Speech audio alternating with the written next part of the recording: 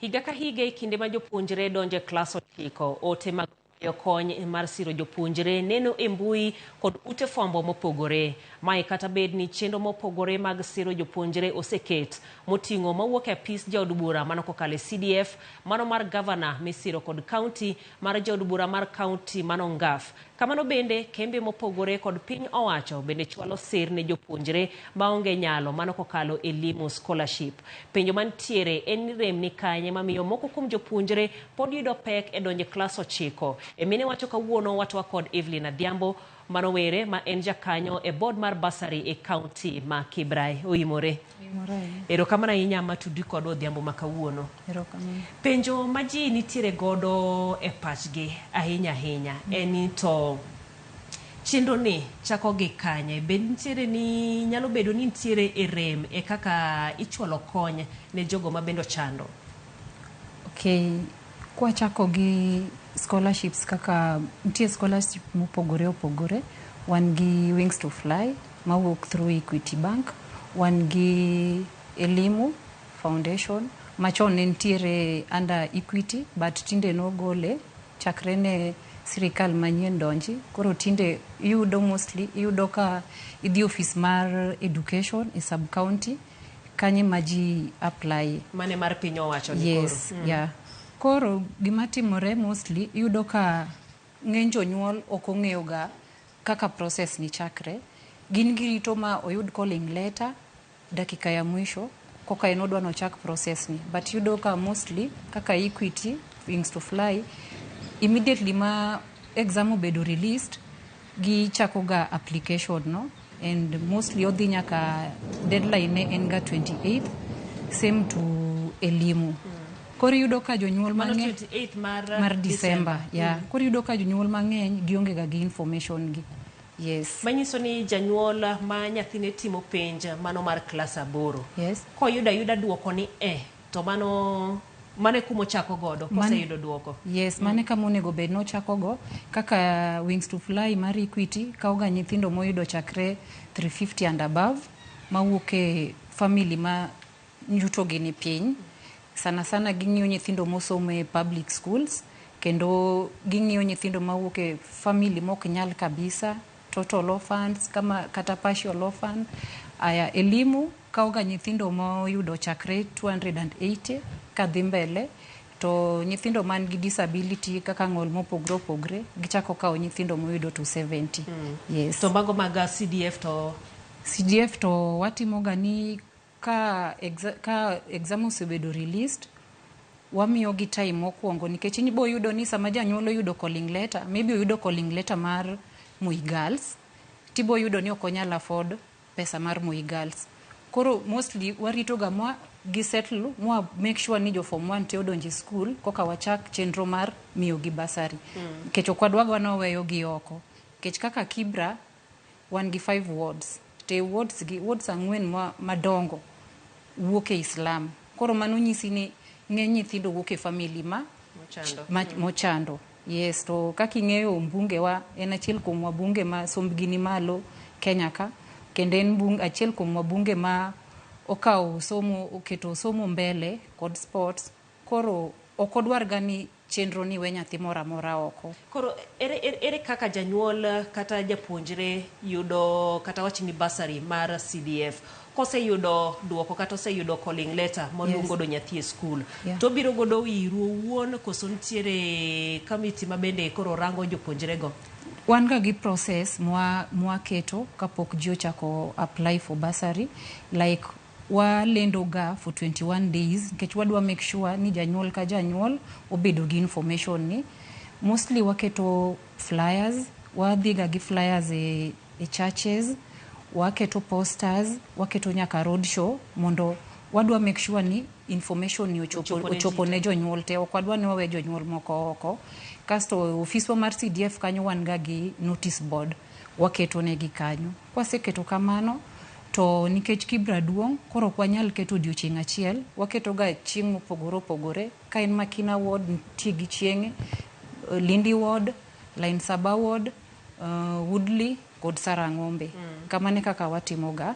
Kasto gik mwadwaro kaka joma donje form 1 wamiyo gi time mo make sure ni nyathino school mokelo no en school ma nyathi nitiere ma nyathi dhie nikech iyudo ka confusion moro bedo ga koro ibo yudo maybe watimo vetting wasendiko check to check mwandiko oken check ma account mwandiko mar nying nyathi chal but school modhi opogore koro kokao basari ni check ni otere school iyudo ka jo school tamre koro demoralize parents koro wan watimo ni wamiyo gi time kwasemiyo gi time mwa timo gimoro amora kaka koro wachako process no sama koro ng'ikruok ma kamano timore awacho ni kuom ranyisi kaka iwacho nyathino luong kata Moi Girls to nikech ok onyal fi makono odhi to temo to tere kata school machielo kapo ni nondikne check mar Moi Girls onyalo duogo iru mondo koro ulok ne check ni odhi godo e school machielo ni yes iloko ga but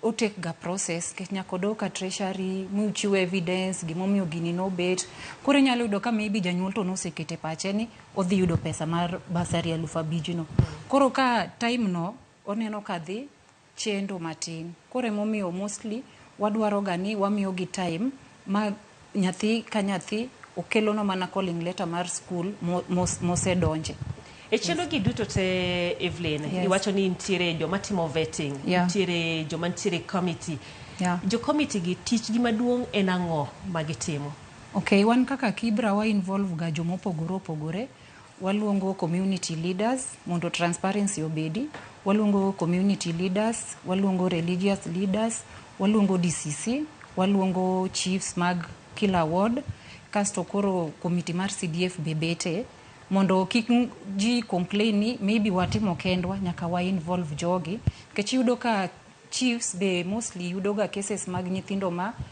gin gi information mag nyithindo ma wuok e family ma yuto gi ni piny koro ne jogi duto te ingeni sama giwuotho kama to pod wanene tipo kantiere nyithindo ma bende adiera pod gichando ok ginyal nyithindo gi pod odong' en ni rem nitiere kwan omenda miyudo momiyo ok unyal siro jopuonjre te koso rem ni kanye kwan mar omenda ma imiyowa ok nyal konyo nyithindo te mostly kaka koro wan jo Kibra ingeni Kibra en slum chuno ga mbunge wa ma seche moko enda kotiyo nyaka gi pesa mowuok e mfuke nikech en ng'amo ero somo to kodwar ga ni nyathi betot nikech ok onyal yudo pesa ma teri school koro yudo ka pesa no ok rom kabisa ok nyal romo nyithindo nikech cases mag joma yuto gi ni piny ni mbele sana kaka Kibra constituency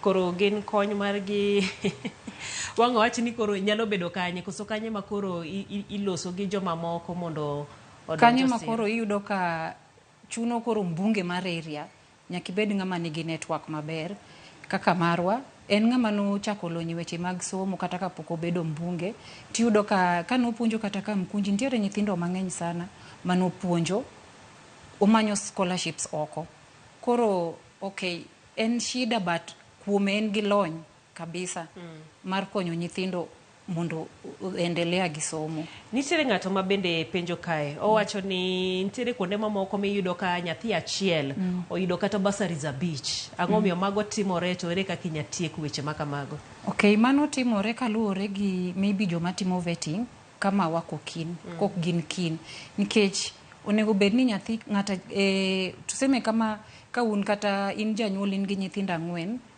to watimo ga gima wakwongo timo ni wakwongo wamiyo nyathi achiel mondi nikech ka ng'wami in janyuol achiel man gi nyithindo 4 manyiso ni basari 3 odhi ot achiel manyiso ni nitiere udi 3 moro be mabokoso yudo basari koro maybe mano wuogi maybe ka joma timo vetting they are not keen to nitiere thuolo ni anyalo yudo basari Kibra kae achaka adhi ayudo basari moro dala kapona wuok kata ka Homa Bay County achaka ayudo moro kono achaka adhi kamachielo manye nitiere kaka utudore gi jogi mondo ng'ini kiseyudo thuolo achiel ni to machielo mantiere kata oko ka dhi ne ng'ama chielo butudore gi joweteu mane monego bed chik nikech ok onego bed ni in ng'ata achiel yudo basari Kisumu County in ng'ata achiel yudo basari kendo Nairobi sami yudo kuonde go ntiere ng'ama koso nikech in miyudoro koro ok wa entertain ga, ok wanyal advice mondo bed kamano. Ler kendo donjo to apenjo ni ang'o momiyo ok lenwa nyasi okay, mano waseyudo. Wacho ni nitiere koda nyathi moluongi Buruburu Girls to nyaka sani pesa pod otama. Anyalo yudo kony. Ok owacho nyinge, bok owacho ni en kanye. Oyawe ne jo oko, jok ma onge Kibra, bende nyalo yuto koso? Wan basari mondi yud basari ma Kibra nyaka ibed ng'ama go kura Kibra. Yes. Koro ko do wacho no wuok Kibra to wang'iyo kaka wakonye. Lakini ng'ama ok wuok Kibra, nyithi Kibra emomiyo first priority. Ok dang' akaw basari ma Kibra ater county nini atere constituency machielo to gin be gin gi mekgi magiyudo. Penjo machielo maneno kendie wacho ni ung'iyo ga jok mochando kabisa modak e udi maricho ahinya. Jomoko to dak e od simiti to onge nyalo. Mano koro luore. Inyalo yudo ni in total orphan, uncle moro ka yoda kodi. Koro mondo mi wami basari nyaka ikelnwa gima prove ni in total orphan, kaka death certificates, maybe ka gin both parents ama in partial kamano. Nitiere jomoko bende ma iwacho ni giriambo. Sama giseng'eyo ni jo basari kata jo scholarship biro to ging'iyo ni owinjo bed ni adak e ot machalo koda ma antiere gi nyithindo marom kama, to dhi to kwayo ot kata odhi to owuondore gi ot machielo ma ok mare. Maendie ere kaka ulero wach machalo koda ma? Emomiyo utiyo gi chiefe kanyakla kod jodong gweng' koso? Yes, mane momiyo watiyo gi chiefs gi religious leaders mong'eyo nyathi kabisa, kata sama watimo vetting gine mwamiyo gi thuolo maduong' mondo gi confirm nwa nyithindo gi. Mondo mago duto ging'e. Mondo gik machal kamago kik bedi. Erokamano ahinya. To rem mabende pod nitiere. Ang'e kaka iwacho CDF kanyo pod nitiere rem. Odiochieng' manyoro jatend migao mar Somb Ezekiel Mashogo bende kane yango elimu scholarship. Giwacho ni nyaka sani kuom nyithindo 93,000 manooro kwayo gichiwo mana tamala 15. Rem pod thoth kata bed ni chenro gi ng'eny. Ere kaka konye inyal chwal ne jopuonjre? Koro mane umiya nyisi ni koro dwaro MP man gi network. Nikech koro ok inyal wacho ni nyathi ok bisome e constituency ni nikech government pok omiyi. Koro bochuni ni iwuog outside the box mondo imany scholarships from jomoko mopogore opogore. Yes. CDF pok odonjo. Neno ka jood bura ywak, jonyuol mabende ogene nitiere manosechako Siro, ok gidonje form 1 sani, gidhi nyime gi form 2, 3 kata 4. Ere kaka giyudo kony? Okay, kaka Kibra mane elimu kauji, naneno ka MP wanotemo matek. Mostly elimu sama gitimoga process no iriwowaga kaka Lang'ata sub-county gi Kibra sub-county.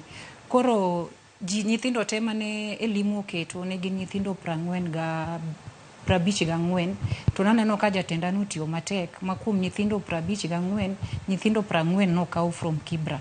Nyiri 20 gi jowuoyi 20. Koro temo matek, ong'iyo yore mopogore opogore. Geno nitie. Kapod warito, geno pod nitie. Erokamano ahinya. Wachni mogik ka watieko. An gima anyalo kwayo jonyuol, basari en gima konyo kamatin. But ka in kata gi biashara, in kata gi tich matin, kiyudo 100, ti gi 70 kan 30 mondo nyathi osom. Kech somo en gima ber. Kikiket geno gi duto te e basari. Kikiket geno gi duto e basari. Kaka sani basari poko biro. Kano kikano gimoro matin, koro en shida. Erokamano ahinya. Mano kanyero Evaline Adhiambo ma bende en jakanyo kamiti ma CDF ma Kibra. Waloso kode e weche mag Siro Somb jopuonjre. Geno ni kwanyo 1, 2, 3 moko ma bende ibiro tiyo godo. Mane ma bende wantiere godo e mine wacho Adhiambo makawuono. Kik idhi mabor, pod waduogo gi weche manyien mamoko.